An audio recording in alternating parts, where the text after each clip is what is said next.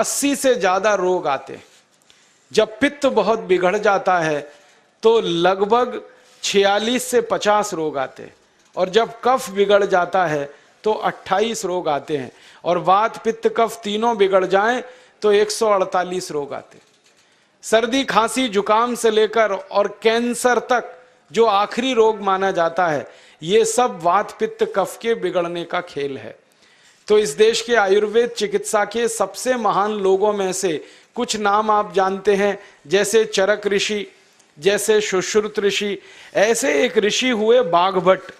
बाघभट्ट ऋषि ने एक पुस्तक लिखी है, उसका नाम है अष्टांग हृदयम, और एक पुस्तक लिखी है उसका नाम है अष्टांग संग्रहम। इन दोनों पुस्तकों में उन्होंने 7000 नियम बताए हैं। उनमें से 4 बताता हूं, अच्छे लगे तो आज से ही पालन करो और दूसरों को भी बताओ, ताकि कोई भी इन नियमों का पालन करे तो बीमार ही ना पड़े। ये चारों नियम हैं वात पित्त और कफ को संतुलित रखने के लिए। अब वात पित्त कफ तीनों एक साथ आपके संतुलित रहें तो उसके लिए पहला नियम है खाना खाने के तुरंत बाद पानी नहीं पीना। ये पहला नियम है। आप बोलेंगे ये तो बड़ी मुश्किल बात है, खाना खाते ही पानी पीते हैं हम तो सबके सब, और बिना पानी पिए खाना ही नहीं खाते। कई लोग तो खाने से ज्यादा पानी पीते हैं, खाना कम खाते हैं, पानी ज्यादा पीते हैं।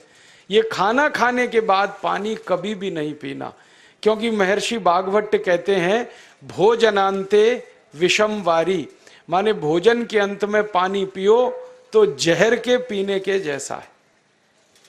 इसलिए वो कहते हैं कभी भी खाने के तुरंत बाद पानी मत पियो।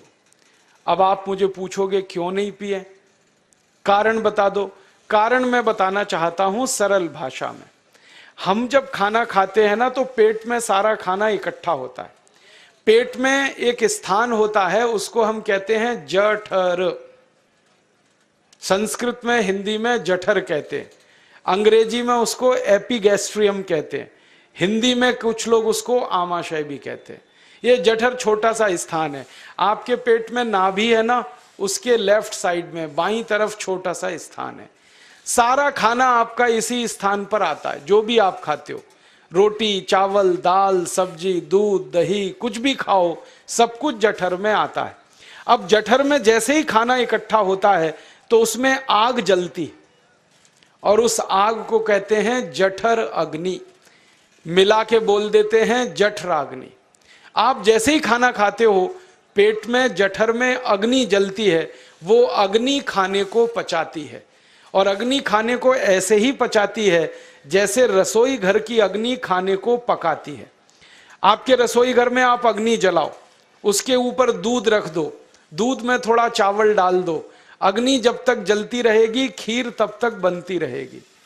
आप घर में अग्नि जलाओ, उसके ऊपर पानी रख दो, उसमें दाल डाल दो, दाल की पकने की क्रिया तब तक चलेगी जब तक अग्नि जलेगी। ऐसे ही पेट में होता है। जैसे ही आपने खाना खाया पेट में अग्नि जलती है, और जब तक अग्नि जलती है तो खाने के पचने की क्रिया चलती है। जैसे रसोई घर में खाना पकाते हैं वैसे ही पेट में भी खाना पकता है। इसी को हम पचने की क्रिया कहते हैं, अंग्रेजी में उसको डाइजेशन कह देते हैं। तो आपने खाना खाया, पेट में अग्नि जल गई, अब वो खाने को हजम करेगी, पचाएगी। अब मुझे एक प्रश्न का उत्तर दो आप, कि जैसे ही आपने खाना खाया पेट में अग्नि जल गई और वो खाने को पचा रही है, तुरंत आपने गट गट गट गट पानी पी लिया, और खूब ठंडा पानी पी लिया, बर्फ मिलाया हुआ पानी पी लिया, फ्रिज का पानी पी लिया। क्या होने वाला है? अग्नि जलेगी कि बुझेगी? अग्नि के ऊपर पानी डालो तो अग्नि और पानी की दोस्ती नहीं है, दुश्मनी है।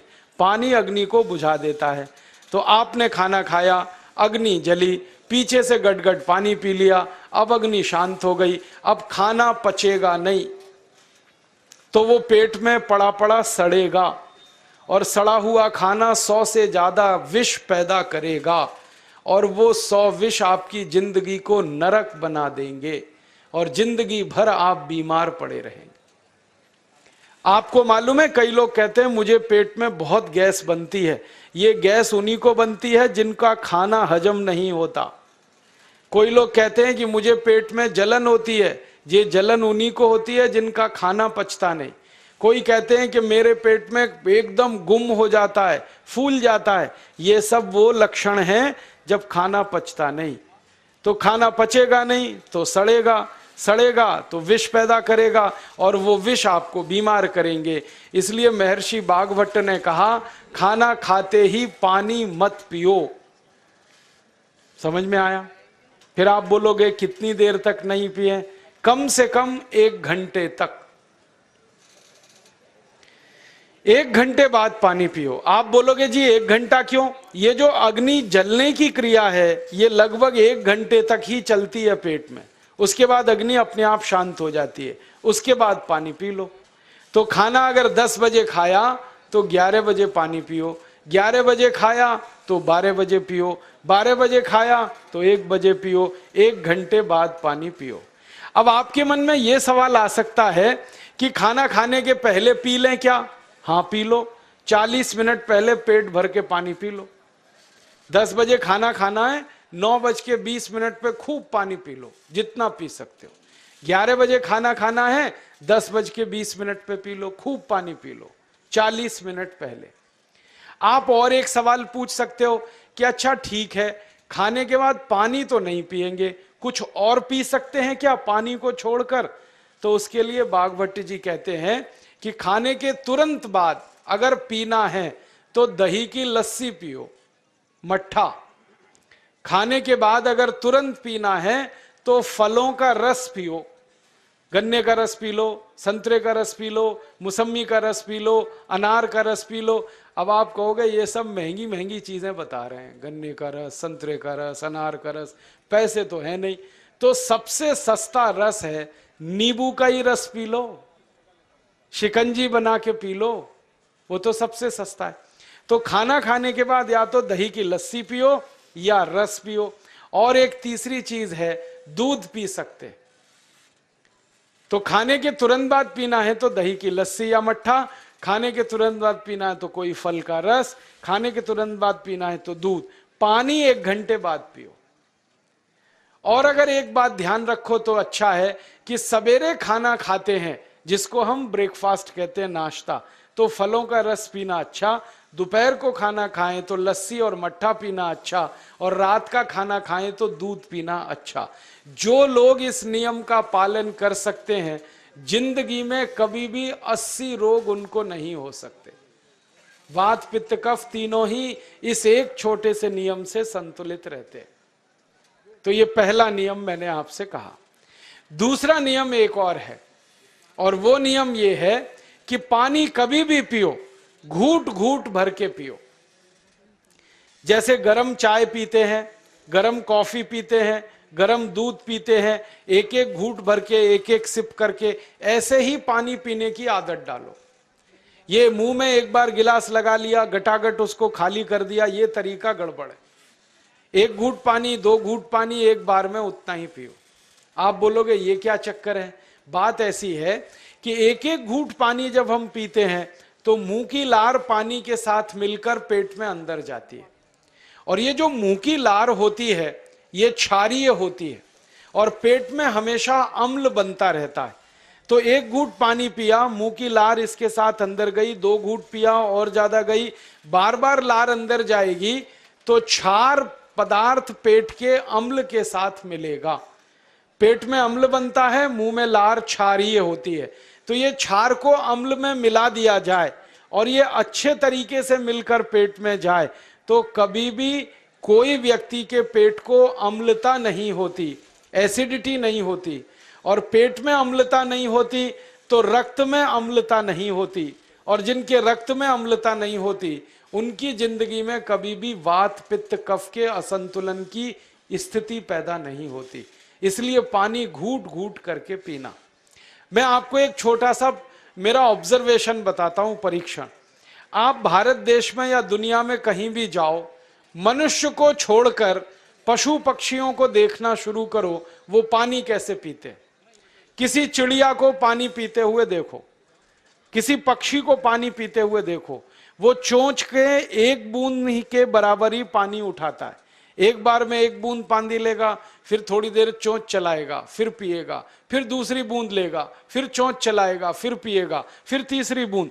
एक एक बूंद पक्षी पानी पीता है। कुत्ते को पानी पीते हुए देखो, चाट चाट के पानी पीता है। शेर को पानी पीते हुए देखो, चाट चाट के पानी पीता है। जितने जानवर चाट कर पानी पीते हैं, जितने पक्षी एक एक घूंट पानी पीते हैं, किसी भी पक्षी और किसी भी जानवर को डायबिटीज नहीं है, किसी को अर्थराइटिस नहीं है, कोई पक्षी ओवरवेट नहीं है, कोई पशु ओवरवेट नहीं है। वो सब स्लिम और ट्रिम हैं, क्योंकि वो इतने होशियार हैं कि पानी चाट के पीते हैं या घूट घूट करके पीते। अब मुझे ये हैरानी होती है कि ये पशु पक्षियों को कौन सिखाता है? वो अपने जन्म से ये ज्ञान सीख के आते, उनका कोई गुरु नहीं है, उनका कोई विद्यालय नहीं है, उनके कोई प्रशिक्षण शिविर नहीं लगते, फिर भी उनको इतनी अकल है कि पानी घूट घूट पीना। और हम ये मनुष्य जिनके इतने गुरु, इतने विद्यालय, इतने कॉलेज, सीखने वाले, सिखाने वाले, और हम मूर्खों के मूर्ख गटागट गटागट पानी पीते रहते। तो पानी पीने का तरीका बदल दो, घूट घूट भर के पानी पियो। ये दूसरा नियम है। तीसरा नियम है कि जिंदगी में कितनी भी प्यास लगे, ठंडा पानी कभी मत पियो। बर्फ डाला हुआ पानी, फ्रिज में रखा हुआ पानी, वाटर कूलर का पानी जिसका तापमान बहुत कम है, ये कभी मत पीना। क्यों? क्योंकि शरीर आपका गर्म है और पानी ठंडा है। अब होता क्या है वो मैं समझाता हूं सरल भाषा में। पेट तो गर्म है, अब इसमें ठंडा पानी डाल दिया आपने, तो अंदर झगड़ा होता है। और झगड़ा क्या होता है? या तो पानी पेट को ठंडा करेगा या पेट पानी को गर्म करेगा। अगर पानी ने पेट को ठंडा कर दिया तो पेट के ठंडा होते ही हृदय ठंडा होता है, हृदय के ठंडा होते ही मस्तिष्क ठंडा होता है, मस्तिष्क के ठंडा होते ही आदमी ठंडा होता है, और आदमी ठंडा होते ही राम नाम सत्य होती है। आपको मालूम है, जब शरीर ठंडा पड़ जाता है तो घर में भी नहीं रखते, निकाल के बाहर सड़क पे रख देते। जो घर आपने बनाया अपनी मेहनत से, शरीर के ठंडा पड़ते ही निकाल बाहर करते हैं उस घर में से, और फिर चिल्लाने लगते हैं, लेके जाओ, जल्दी लेके जाओ, इसको जला के आओ। माने ठंडे शरीर की इज्जत नहीं है। तो ठंडा पानी क्यों पी रहे हो भाई? बंद कर दो। कोई जानवर ठंडा पानी नहीं पीता, कोई पक्षी नहीं पीता। तो आप ये ठंडा पानी पीना बंद करो, सादा पानी पीना शुरू करो। और गर्मी के दिनों में बहुत अगर आपको तकलीफ है तो मिट्टी के घड़े का पानी पी लेना, फ्रिज का और बर्फ का नहीं पीना। ये तीसरा नियम है। और चौथा और आखिरी नियम है कि आप सवेरे ही सवेरे जब सोकर उठते हो तो सबसे पहले पानी पियो।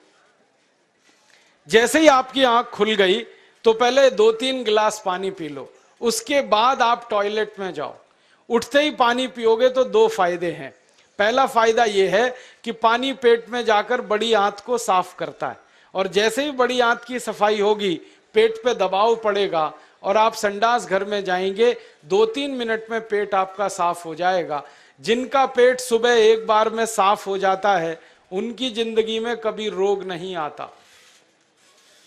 इसलिए सुबह सुबह उठते ही पेट साफ होना जरूरी है। और उठते ही पानी पियोगे तो मुंह की जो लार है वो पानी के साथ मिलकर अंदर जाएगी। सुबह पेट में एसिड की मात्रा ज्यादा होती है, इसलिए लार का पेट में जाना बहुत जरूरी है। इसलिए सुबह उठते ही पानी पीना बहुत जरूरी है। ये 4 नियम हैं आयुर्वेद के। पहला नियम, खाना खाने के 1 घंटे बाद पानी पीना। दूसरा नियम, पानी को हमेशा घूट घूट भर के पीना।